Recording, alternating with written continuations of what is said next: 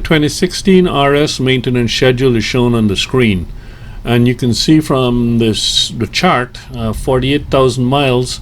The engine oil needs to be changed, the final drive oil needs to be changed, the valve clearances need to be checked, spark plugs should be replaced, and the air cleaner insert should also be replaced.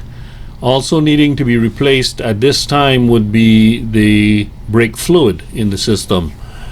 Since this is a large service, I'm going to be doing this in parts.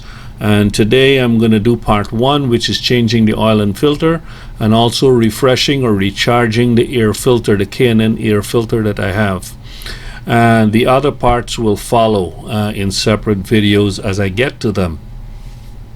In today's oil change, I'll be replacing the oil drain plug with this one from Dimple. I'll put a link in the description below. Dimple Super Magnet oil drain plug, made in the USA, and it's supposed to be a straight replacement for the stock plug. I also bought one of these plugs for the rear final drive drain plug as well.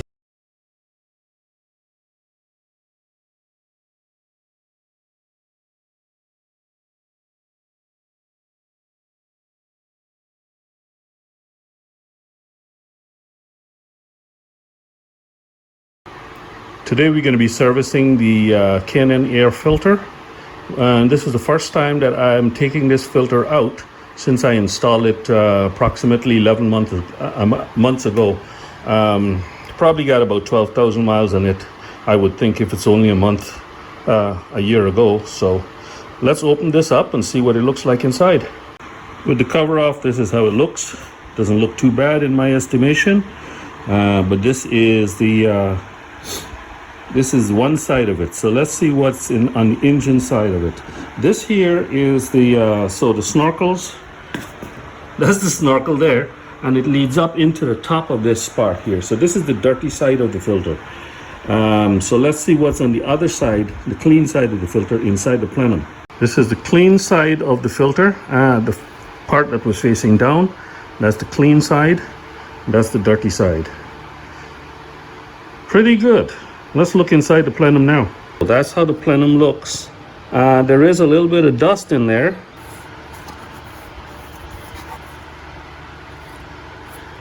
I don't think the amount of dust in there is just natural. I think that's fantastic.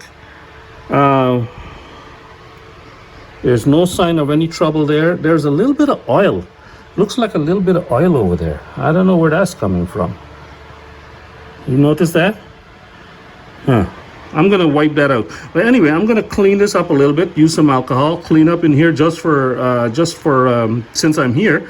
Of course, clean up on the outside a bit, and then put the filter back after I charge the filter. What does that mean? I'll tell you in a little while. So I've got this product here called the recharger, K&N recharger. And that's the part number there, 995000. I had this for years, ever since I installed K&N filter in my one of my four-wheel vehicles. But what it does is it comes with an air filter cleaner, air filter oil, set of instructions, and that's here it's the air filter cleaner, and this one here I guess would be the oil. Yes, air filter oil. And I have a paintbrush. Paintbrush is my supply. It doesn't come with the kit, but that's what's used to dislodge any loose dirt. And as you can see from the filter, it's pretty damn clean. I don't think I need to do a damn thing with this filter, honestly. So I won't. You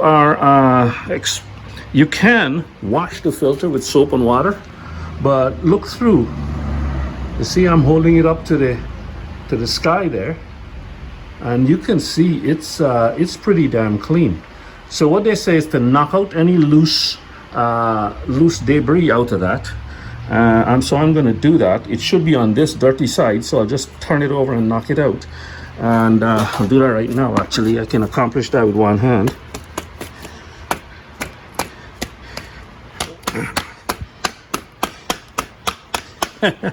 Give it a good knock. All right, so this is the dirty side, as I said. Looking at it up again, looks pretty good. I don't think I need to do anything more to that, but I'm still going to go ahead and brush that out off camera. So I'll brush that out and be back. So now the filter has been brushed thoroughly, and it's really nice looking. So I really, if I didn't have other things to do, I'd probably go and just plop this back in. I got a little water there, I got to dry that off, but I'm going to go ahead and use this cleaner here. What you do is you spray that on thoroughly, both sides, and then you let it sit and soak for about 10 minutes, and then you use tap water to just rinse off that cleaner. And then after you've got that done, you let it dry thoroughly, and then you re-oil it and then put it back inside the housing. So let's go ahead and do that.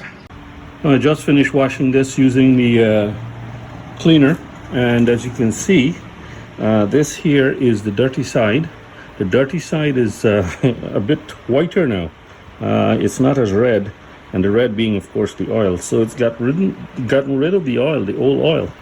Now we've just got to go treat it according to instructions after this dries. So I'll let this go dry for a while, and then I'll be back.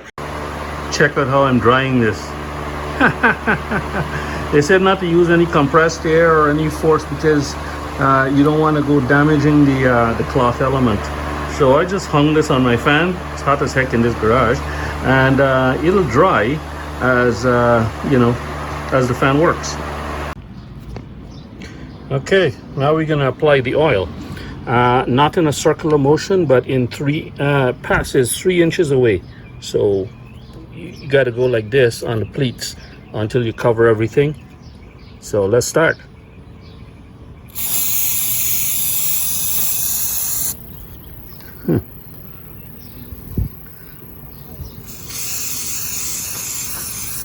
That's a good soaking. That's it.